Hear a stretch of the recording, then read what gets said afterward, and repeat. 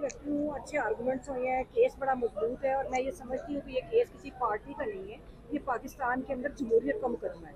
तो अच्छा प्रेजेंट किया लॉयर्स ने और मैं बड़ी उम्मीद रखती हूँ जिस तरह के क्वेश्चंस किए मेजॉरिटी जजेस ने, तो मुझे लगता है कि वो अपने ज़मीर और आइन और कानून के मुताबिक ही फैसला करें। बतौर खातून, ये जो इद्दत केस का मामला हमने देखा कि आज भी उसको रुकवाने के लिए दो नई दरखास्तें जो डाली गई। एक ये कि आप जो है एक मेडिकल बोर्ड बनाएं और उस मेडिकल बोर्ड की बुनियाद पर जो है वो माहवारियों का अफसोस है कि देखिए नाम भी नहीं बात करना ये है, चाहिए। मेरी बात सुने, जी जी। बात ये है कि ये अदारे इस हद तक गिर चुके हुए हैं, इतनी गिरावट का शिकार है कि ये अब इस हद तक आ गए हैं अपने दूसरे जो जिनको ये नहीं समझते कि या किसी को विक्टिमाइज करने के लिए, तो इससे ज़्यादा शर्मनाक चीज़ क्या होगी। और इस तरह के मुकदमे ने पूरी दुनिया में हमारे सर जो है शर्म से झुका दिए।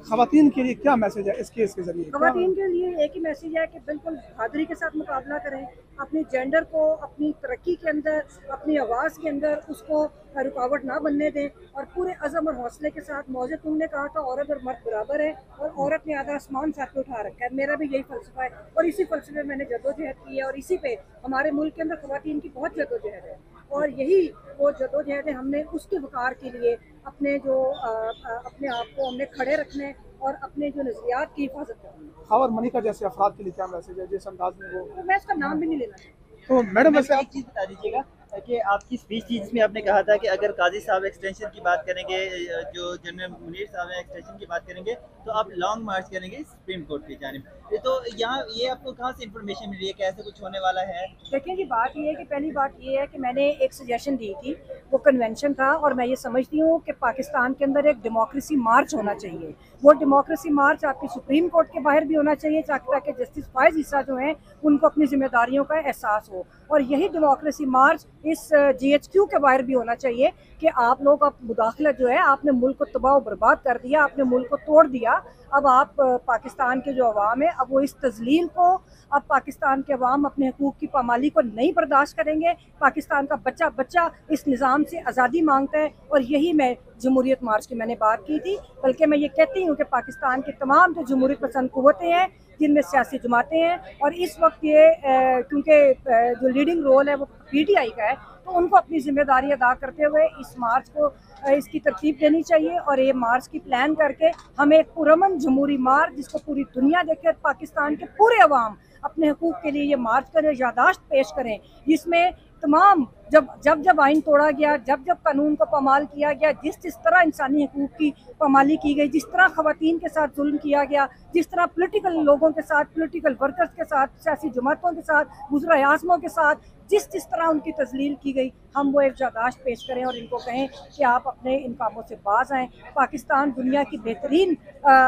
जो नेचुरल रिसोर्सेज हैं, पाकिस्तान दुनिया की बेहतरीन कौम है, यहाँ पे टैलेंट है। सिर्फ और सिर्फ इस जबर की वजह से जो ये साम्राज्यी कुव्वतों के एजेंट बने हुए हैं, इस वजह से पाकिस्तान तरक्की नहीं कर रहा। मैडम मखसूस नशस्तों के केस के तनाजुर में नहीं देख रही आप कि जिस तरह काजी फैसला की एक्सटेंशन की बात हो रही है कि अगर ये 1/3 मेजोरिटी जी मिलती हाँ है? जी, ये बात की जा रही है जी जी। और इसको हम समझते हैं कि इस तरह नहीं हो, कोई जवाज़ आइन में कोई गुंजाइश नहीं है कि कोई इस तरह की एक्सटेंशन की बात की जाए। ये एक्सटेंशन का जो खेल है उसी ने पाकिस्तान को यहाँ तक पहुँचा। सर, आप ये बताइएगा कि ये हमेशा ही जब कदगन लगती है आइन पर, फौजी अदालतों की बात की जाती है।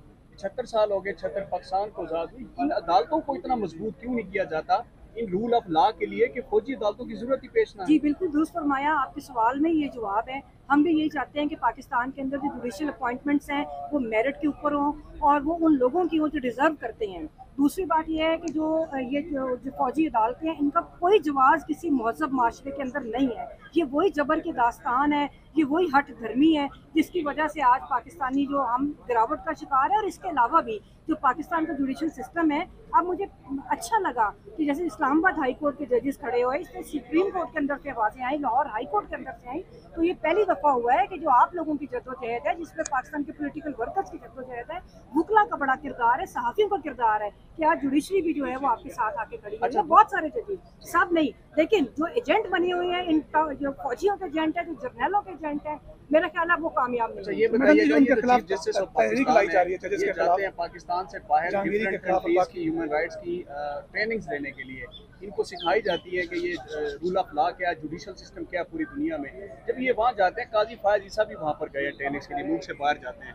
जब ये वापस आते हैं तो इनकी जो बॉडी लैंग्वेज है, बड़े अरसे से यहाँ पर आप भी देख रहे हैं, हम भी नोट कर रहे हैं, क्या इस मनसब पर बैठे चीफ जस्टिस की बॉडी लैंग्वेज ऐसी होनी चाहिए कि वो पार्टी बन के डील करे? बिल्कुल हरगिज़ नहीं होनी चाहिए। दूसरी बात मैं एक और ऐड करूंगी कि ये जो कॉन्फ्रेंसेस अटेंड करने का कॉन्सेप्ट है ना, ये आप 100 कॉन्फ्रेंसेस अटेंड कर लें, आप 100 बातें कर लें, ये आना है आपकी ज़मीर की आवाज़ के ऊपर। और अगर आपने इंसानी हकूक़ के बारे में कोई तालीम हासिल करनी है तो पाकिस्तान के पोलिटिकल वर्कर से हासिल करें कि जिन्होंने माजी में जेलें काटी, जो MRD की मूवमेंट है, जो उनके पोलिटिकल प्रिजनर्स जेलों में रहे हैं, जो आज खवातीन हमारी 3 खवातीन से जाके ये तरबियत हासिल कर लें, इनको इतनी दूर जाने की ज़रूरत नहीं थी।